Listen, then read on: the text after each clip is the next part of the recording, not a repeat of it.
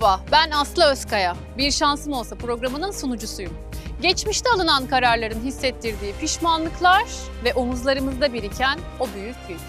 Peki, bir şansınız olsa neyi değiştirmek isterdiniz? Pişmanlıklarınızla yüzleşmek, hatalarınızı düzeltmek nasıl olurdu? Hadi gelin, bu programda size bir şans yaratalım. Aslı Hanım merhaba, ben Özkan. Ben sevgilimden ayrıldım Asya'dan. Asya ile beni buluşturmanız için yardım istiyorum. 3 aydır haber alamıyorum. Ne olur beni Asya ile buluşturun. Sevgili izleyiciler, sevda bir insanın gözünü kör eden bir duygu derler. Aslında doğru da söylerler. Şimdi sizleri sevdalı olduğu kadını bulmaya çalışan Özkan Bey ile tanıştıracağım.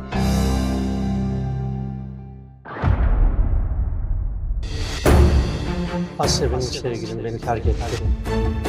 Aldattığımı zannediyor yani. Ben hiçbir problem yok, yemin ediyorum hiçbir şey yapmadım. Onun yakın arkadaşı. Ya evet, işte yakın arkadaşını aldatacak kadar salak Biz mıyım? neler gördük ama burada bir bilseniz. İnanın sadece masum bir yemek Dışarıda. dışarıda. Ya bir aldatılma var.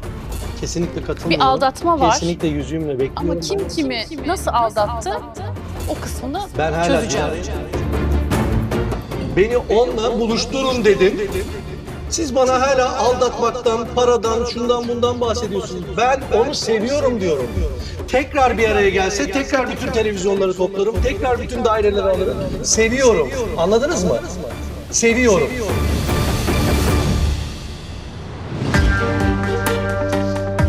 Merhabalar, hoş geldiniz. Hoş bulduk Aslanım. Nasılsınız? Teşekkür ederim Aslanım. Sizler nasılsınız? Ben de iyiyim, teşekkür ederim. Hikayenizi biraz biliyorum ama izleyicilerimizin de duyması için. Programımıza neden başvurdunuz? Kimden ve neden bir şans istiyorsunuz? Ben Asya için bir şans istiyorum Aslanım. Asya. Kim için? Asya. Asya. Neyiniz oluyor Asya'nın? Asya benim sevgilim, beni terk etti. Ne zaman terk etti? 3 ay oldu ve 3 ayda çat diye çıktı hayatımdan gitti. Bir olay mı yaşadınız? Bir kavga, gürültü üzerine mi? Evet, yani şöyle anlatayım. Beni aldattığımı zannediyor. Yani ben hiçbir problem yok. Yemin ediyorum hiçbir şey yapmadım ama beni aldattığını zannediyor. Ne kadar süredir birliktesiniz? Yaklaşık 1 yıl oldu. Hı hı. Arkadaşı Dilara vardı. Ondan şüpheleniyor. Onun yakın arkadaşı. Ya evet ya. Sizin onun yakın arkadaşıyla aldattığınız. Ya ben o kadar salak mıyım? Evet. Çok enteresan. Onunla aldattığımı zannediyor. Peki şimdi biz burada bir sürü hikaye gördük. Ve ne kadar inkar etse de beyefendiler arka planda ne yazık ki kadınların hissettikleri çoğu zaman doğru çıkıyor. O yüzden sormak istiyorum. Gerçekten nişanlınızı, sevgilinizi aldattınız mı? Ya aslanım yani çok o kendisi öyle zannediyor. Sadece bir iş için görüştüğüm bir kız var. Ama neden böyle hissetmiş olabilir? Ya şöyle ben baştan anlatayım. Ben normalde iç mimarım. Hı hı. Kiralık ev için bizim ofisimize bir başvuru geldi. Hı hı. Dilara diye bir kız. Hı hı. Tabii ben Asya ile beraber gittim hatta. Hatta Asya'ya onun evini ekspertiz yaparken böyle kulağına fısıldadım ya kiralık bir ev için bu kadar masraf yapılır mı dedim. Bu kadın dedim bizim iç mimarlık ofisimize niye başvurdu dedim yani. Ondan sonra tabii parayı düşündüğüm için o anda Ben kazancıma bakarım dediniz. kazancıma bakarım dedim ama Dilara Hanım da çok samimiydi. Peki kız arkadaşınızla neden o iş görüşmesine gittiniz? Benim iç mimarlık ofisim vardı ya, Tamam. Asya da benim yanımda çalışıyordu. Yani yine bir sekreter gibi. Sizin yanınızda çalışıyor kız Asya arkadaşınız. benim evet yanımda çalışıyor. Öyle mi tanıştınız? Evet. Ve 2 ay içerisinde de sevgili olduk zaten. Hı hı. Çok kısa bir sürede. Hı hı. Tabii ben ona bir ofis de açtım aslında. Ne ofisi? Mimarlık çünkü çok zekiydi. Sekreter olarak girdi ama inanın o kadar böyle kaptırdım ki kendimi Bir ona. dakika, mimar olması için diploması olması gerekmiyor İşte mu? ben kendi diplomamla bir ofis daha açtım ona. Orada Sen- ona mı açtınız o ofisi? Onu açtım. O orada çalışıyor. Her şeyimi verdim ona. Yani bütün servetimi verdim. Çünkü çok bağlandım ona ben. 2 ayda. Ya 2 ayda ama beni çok etkiledi. Çok zeki bir kız. Yani Asya'yı hala unutamıyorum. Peki, İnanın şu an olsa Bir yine dakika, veririm. çok hızlı gidiyorsunuz. Şimdi siz Asya Hanım'la kendi kendi iş yerinizde tanıştınız. Hı hı. Oraya iş başvurusunda bulundu. Siz Hı hı. onu işe aldınız ve 2 ay içinde de sevgili oldunuz. Sevgili olduk. Doğru mu? Evet ben ona evde açtım hatta. Birlikte mi yaşıyordunuz? Yani şöyle, ben annemle babamın evinde kalıyordum. Hı hı. Daha sonra ona aşık olduktan sonra çeyizlik eşyalarını bile ben verdim yani. Bir ev açtım ona, her şeyini. Çeyizlik, Çeyizlik eşyalarını birlikte aldınız. ya birlikte de çamaşır makinesi, buzdolabı, evdeki bütün dekorasyonlar. Hı hı. Neden aldım? Bu arada annesine de, ailesine de o almış gibi gösterdi. Hı hı. Ama ben de mahcup olmamak için, ona aşık olduğum için ben aldım demedim. Yani onun gururunu kırmak istemedim. kırmamak için. Siz ona bir ev açtınız. Ev açtım ona, Evin içini döşediniz. döşedim her Bütün şeyini hem de. Beyaz eşya. Peki bu evi hani evleniriz yarın öbür gün birlikte yaşarız diye mi açtınız? Evet. Yoksa yani- o hani tek başına Ya ben ondan başka hiçbir şey görmüyordum. Ona kör kütük aşığım. Ben hiç böyle hesaplar yapmadım ki. Yakışmaz bana da zaten. bonkör birisiniz anladığım kadarıyla. Yani onun için her şey yapabilirim diyebilirim. Mimarsınız. İç mimarım İç mimarsınız. ve beraber zaten aynı ofisimizde bir başvuru geldi. Hı hı. Kiralık evime dekorasyon yapmak istiyorum diye Dilara diye bir kız. Tamam, Ben ondan şüpheleniyorum. Hatta belki ondan mı kıskandı beni terk etti diye. tamam. Elim ayağım birbirine giriyor. Çünkü şöyle bir anım var. Biz beraber gittik ona. Asya ayarladı hatta görüşmeyi. Hı hı. Ofisimizi aramış. Ben dekorasyon, mutfak vesaire bazı şeyler yapacaktım iç mimar olduğum için. Ama düşünsenize, ev bir duvar. Peki Asya Hanım ayarladıysa niye kıskanıyor? Şimdi ben de onu anlamaya çalışıyorum. Aslında oraya üçümüz girdik. Hı. Ben Asya'nın kulağına şöyle dedim. Burası kiralık bir Ev mi? ev. Yani iç mimar olarak neden her tarafı yıktırıp dekorasyon yapıyor? Mutfağından tuvaletine kadar falan. Hı hı. O da kıskanmaz diye düşündüm ama o arada Dilara Hanım böyle Özkan Bey'i kaldırsak mı? Asya'nın yanında mı söylüyor Asya'nın bunu? yanında dedi. Hı hı. Birazcık ama ben de şöyle para kazanacağım için hani müşteri ya, çok fazla da çok önemsemedim. Hı. Yani şöyle düşündüm. Orada düşünsenize Bey'i kaldırın diyor ama ben pazarlık için yaptığını zannettim. Peki Dilara Hanım'ın, Asya Hanım'ın sizin sevgiliniz olduğundan haberi var mıydı orada? İşte o zamana kadar daha doğrusu ben Dilara'yla sevgili değilim ki. Asya Asya ile sevgilisiniz ya, Dilara bunu biliyor mu? Hani beyi kaldıralım falan diye kızın yanında söylüyor ya size. yani aslında aynı mimarlık ofisindeyiz ya. Belki iş icabı resmiyette hiçbir şey söylememiş olabiliriz. O an tam hatırlamıyorum. Ama genel olarak şöyle baktığımda o Bey'i falan kaldırın deyince bir işkillendi. Ama şimdi erkek de onu hisseder. Bir kadın işte beyi kaldıralım deyip sizinle samimi bir konuşma yapıyorsa siz onu anlarsınız. Gerçekten arkadaşça, dostça mı yoksa farklı türden mi bakıyor Ya diye. Dilara Hanım'la Bunu tıpkı kadınlar nasıl anlıyorsa erkekler de aynı şekilde hisseder ve anlar.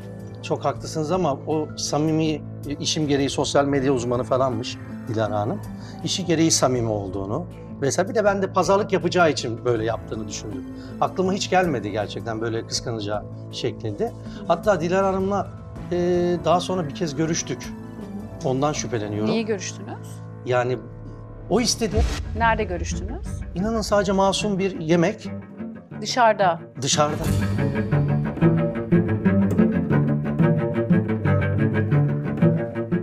Ama iş için Niye iş için ofiste görüşmüyorsunuz? aslanım yani ben annemlerdeydim açıkçası söyleyeyim o Şimdi gün. ben burada bir şüpheleniyorum. Beyi kaldıralım diyor. Biraz yakın davranıyor. İşle ilgili de ben pazarlık yapacağını düşündüm. Yani o kadının size olan o durumunu anlamışsınız. Buna rağmen yemeğe çıktıysanız o kadınla Aslanım yemin ediyorum insan yakın arkadaşıyla yapar mı? Bu kadar salak mıyım ben? Şöyle oldu. Şimdi ben annemle babamın evindeyim o gün. Boşluğuma geldi. Beni aradı. Dedi ki işte Özkan dışarıda bir yemek yiyelim. Bir de projelerini çizmiştim ben. Bunları bir konuşalım dedi. her yere Asya Hanım'ı götürüyorsunuz. Onu niye götürmediniz? Şimdi zaten o anda öyle bir aradı ki ben de boşluğuma geldi bir anda. Çünkü annemin yanındayım. Hemen gittim. Sonra gidince de ne oldu biliyor musunuz? Bir takım tuhaf hareketlerde bulundu. Ben de zaten dedi samimiyim, işim gereği sosyal medyada bir de holdingde çalışıyor, şirketi de var. Ben zaten dedi çok şey bir insanım dedi.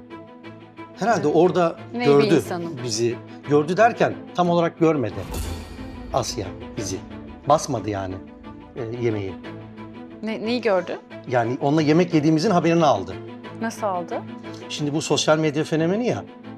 Mimarım Özkan ve ben diye hemen selfie çekiyor. Yani Denecek şu an çok şey var ama bir dinleyeceğim. Ben çok sinirlendim ama yani neden böyle bir şey... Sizden müsaade almadan mı Hayır siz şimdi paylaşıyorsunuz? zaten ben samimiyim. Benim doğal halim, hayatım böyle. Özkan Bey deyince Tamam ama benim hayatım böyle değil. işte ben onu sosyal medya koyacağını bilmiyordum ki. Kendisi koymuş. Bana o anda sosyal medyaya koyacağını söylemedi. Hı hı. Sadece samimi hareketlerde bulundu. Ben de herhalde dedim pazarlık yapıp bedavaya getirmek istiyor. Ya bedava yapmam zaten de hani bir miktar ikram Bir yap. dakika, sizle kadınlar böyle samimi ilişkiler kurunca siz onlara bedava ev mi yapıyorsunuz? Hayır, normalde bazı erkeklerden yararlanabilir düşüncesiyle yapıyordur ama ben o çizgiyi korudum.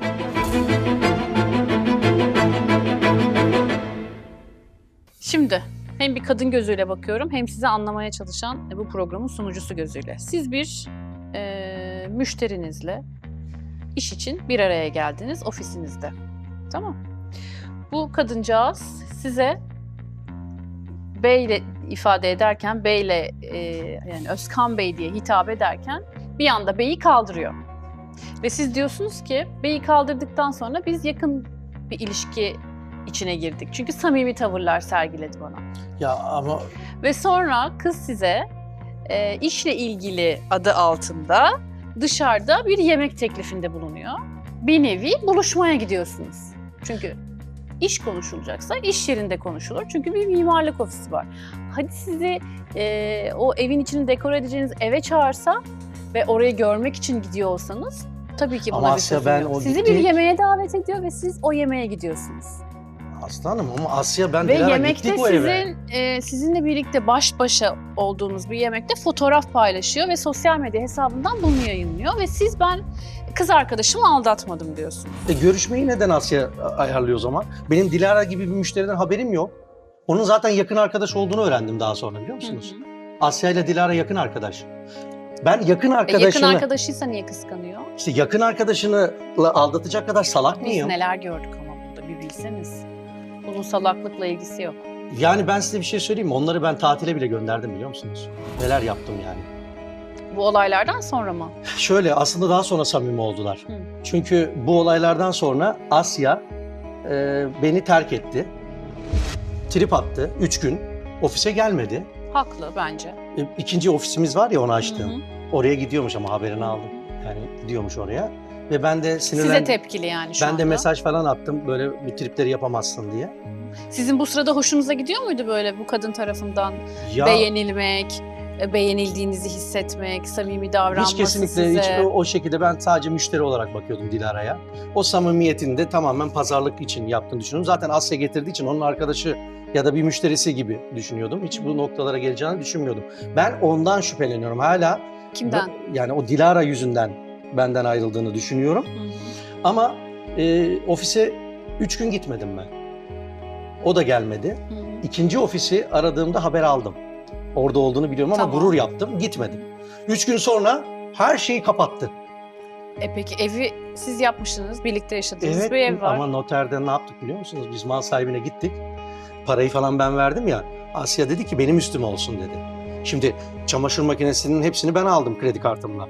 Beyaz bütün eşyalar. Beyaz eşyaları dayadıp döşedim. Kontrat da onun üstüne olunca zaten uzaklaştırma kararı bile almış.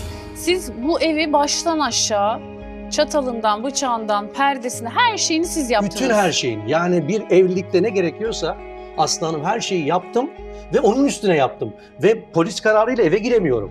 Uzaklaştırma almış benden. İşte tabii ki doğal olarak onun üstüne gözüküyor. Bu olaydan sonra mı uzaklaştırma Tabii oluyor? yani çünkü dedim ya ofise gelmeyince çok sinirlendim. Hı hı. Tabii ben öfkeli bir adam değilim ama o anda bir trip gibi yaptım. Erkek tribi hoş olmaz ama gitmedim yani. Hı. Gitmedim. Sonra nasıl ulaştınız? Dilara ile bu işi çözeceğimi düşündüm sonra. Aklıma geldi biliyor musunuz? Nasıl? Ne geldi aklınıza? İşte Dilara bu işi bozdu. Ben açık açık Dilara'ya söyledim. Dilara dedim senin yüzünden. Senin yüzünden. Senin yüzünden dedim. İlişkin bozuldu. O da bir geldi. Bu sırada Dilara ile konuşuyor musunuz, görüşüyor Yani musunuz hep? bir- Ev ne durumda? Yani şöyle sizi tatile götüreceğim dedim. Dilara da şaşırdı. Kabul etmedi.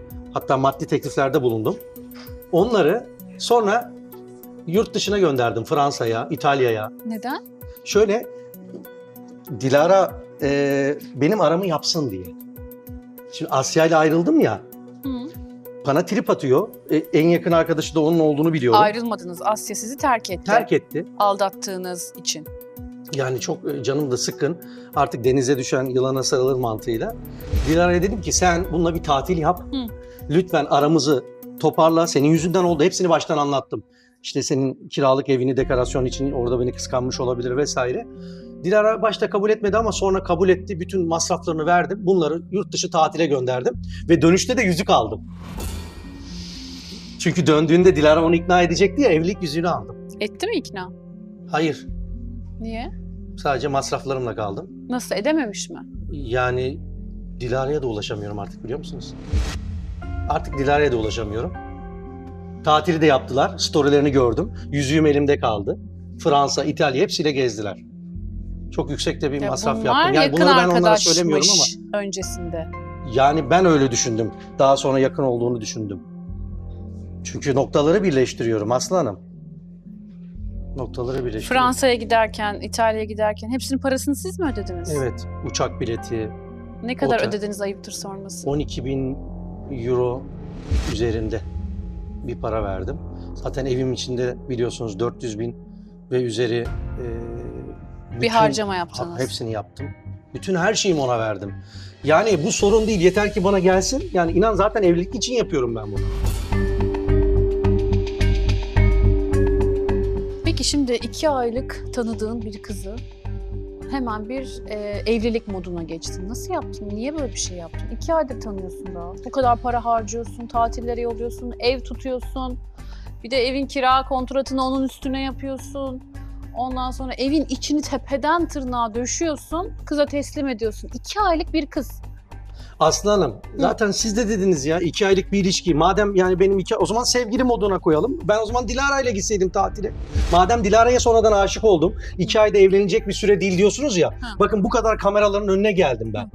Asya için geldim. Tamam, ben de haklısın aslında, güzel bir savunma. Yani, Yani- diyorsun ki ben çok seviyordum zaten. Evet, 2 ayda da evlenmeye karar verdim. Evet. Vuruldum kıza, evet, aşık oldum. Ona çok da akıllıydı. evet. Ama işte ben o zaman niye bu kızla bunu aldatayım ki? Öyle Yani mi evet, diyorsun? bir tatile de gönderiyorum. İkisini yan yana gönderiyorum yani. Dedikodu da yapılacak bir ortam değil mi? Ha. Özkan'la ben neler yaşadım falan diyebilecek mi? Ben bu kadar dediğim gibi saçma bir insan değilim. Hı. Ben hayatımdaki programlarımı düzgün yaparım. Kendisi bana dedi ki Hı. ailenle tanışmak istiyorum dedi. Tamam. Benim için çok duygusal bir cümle bu ya. Bir kadın senin annenle tanışmak istiyor. Sizin daha önce kız arkadaşlarınız oldu mu? Ya oldu ama hiçbirisi böyle benim ailemle tanışmak istemedi. Kendisi benim annemle babamla tanışmak istedi ve ben de tanışmak istedim. Aslında da o il dışında olduğunu söyledi. Dolayısıyla Siz onun ailesiyle hiçbiriyle mi hiç tanışamadınız? tanışmadım. Ama o benim ailemle tanıştı. Bu çok büyük bir erdemlik.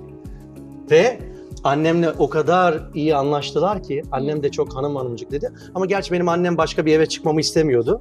Ama ne kadar ciddi olduğumu söyleyince anneme, annem de biraz suyu ısıttı yani o konuda. Mimarlık ofisiniz var ve mimarsınız. Benim Evet. tanıdığım çok fazla mimar var. Evet, çok hali vakti yerinde iyi para kazananlar da var ama bu işten çok ekmek yiyemeyenler de var. Şimdi çok ciddi bir harcama yapmışsınız 2 aydır tanıştığı hanımefendiye.